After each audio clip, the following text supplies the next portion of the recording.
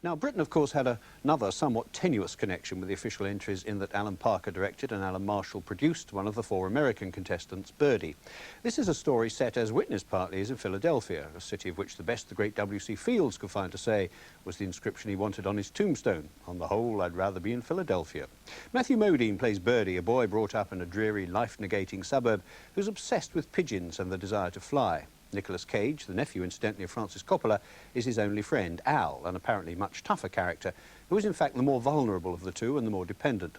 He needs, though he cannot share, Birdy's dream of freedom. The climax of the film comes after they've both been wounded in the Vietnam War, Al physically and Birdy psychologically, so that he's withdrawn totally into himself. Birdy is Alan Parker's 4th film to be selected for Cannes, an event which he sees as an important showcase for his work, although one of his earlier pictures, Midnight Express, received a hostile reception. This year, Birdy, by pleasing contrast, won a 10-minute standing ovation after its screening at the Palais. I talked to Alan Parker and Messrs Modine and Cage, and to begin with, asked the director why he'd chosen to make this film. The book, really. I was sent the book in manuscript form 5 or 6 years ago, and I always thought that it would be a great film, but I had no idea how to do it then. And then as the years went by, I got a bit more confident, a bit more arrogant, as you know. So I thought I could have a go at doing it, and that's really, but it was really the inspiration of the book.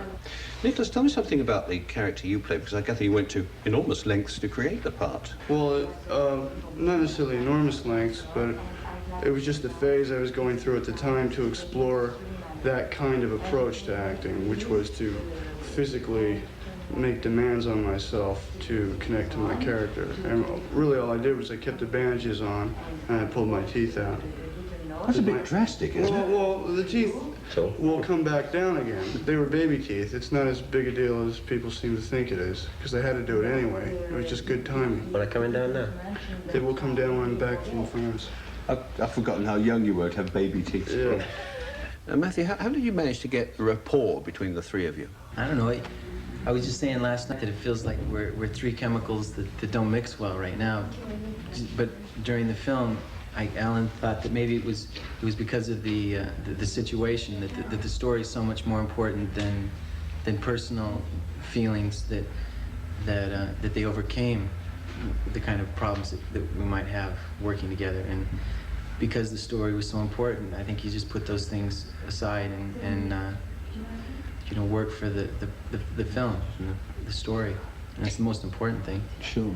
I think that the contrast between the 3 of us actually helped to make the film that had arrived in the end.